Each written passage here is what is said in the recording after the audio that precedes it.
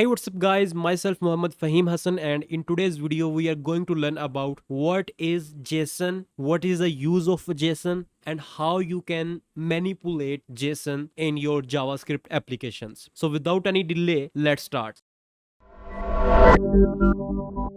So first of all, if we discuss about its abbreviation, it stands for JavaScript Object Notation. If we talk about its usage, it is used to send data from server to browser, or maybe browser to server, or in simple you can say from server to client or client to server. On the other hand, if you have experience building with REST APIs where server communicate with each other, or maybe you are building a REST API, so those REST APIs communicate data with each other in the form of JSON. So nowadays it have become almost industry standards, and big companies like Microsoft, Google, Facebook, they are using them to transfer data. JSON is language independent. It means you can use this in JavaScript, in PHP, in C++, in Python, or maybe in other languages as well. So don't think that we can only use JSON in JavaScript. For example, when you will building web applications, JavaScript can use this JSON, and when we will send this JSON to our server,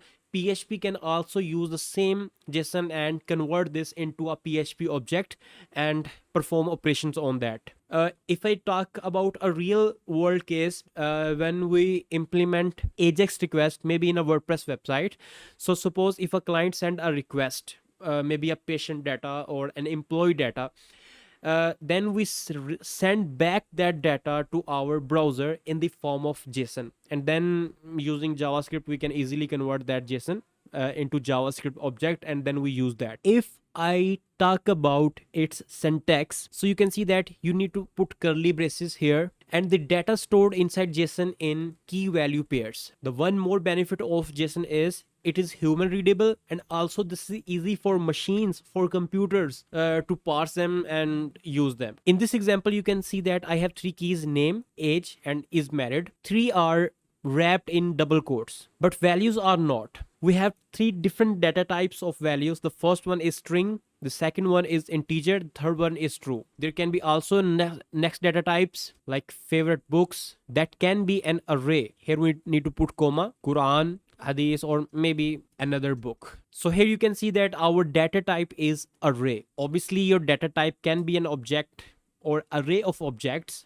Let's suppose employees, put comma here, and here we can define object, and then here we can define maybe an array or whatever you want, multiple arrays like this, and maybe we can put multiple employees objects inside this. So this is very flexible. So next, here I have JavaScript file, and I will show you with an example that how we use JavaScript object notation in JavaScript. So let's suppose we have this object with the name of student. Its name would be Fahim, let's suppose, and age would be 27, let's suppose. And now we will convert this JavaScript object into JSON string. To do that, I will type here JSON data. I have defined this variable, and next you need to type here JSON in uppercase and dot stringify, and inside this you will pass your object, which is student.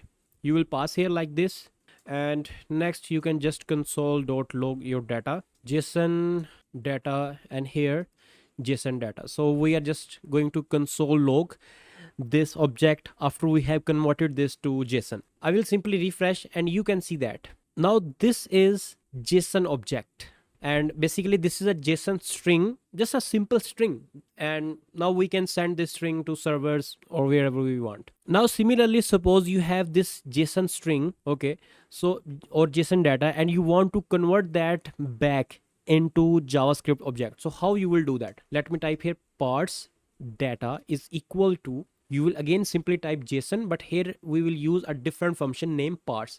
Inside this we will pass our JSON string, which is at the moment stored in JSON data. So let me copy this, paste here, and here I will type parsed object, and here I will type parse data. Let me refresh. So you can see that this was just a simple string that we created from a JavaScript object, but now from this string we again created a JavaScript object. You can see that parsed object, and this is a complete object, name, age, and even we can use this in JavaScript like console.log like parse data dot name, let's suppose, and if I will refresh, you can see that it is printing Fahim here. But you cannot apply this JavaScript. You can not access these keys on JSON data, because JSON is just a string, and you can see that it is giving us an error. So if you have a JSON string, so first of all you need to convert that into JavaScript object, and then you can behave that like a JavaScript object. So friends, this is how we use this in JavaScript. And obviously on PHP, the process is almost same, but we have different functions provided by PHP, where we convert JSON into PHP object and PHP object into JSON. And if you work in WordPress, WordPress also provide you built-in function to convert the object into JSON. So you can find them when you will work real time.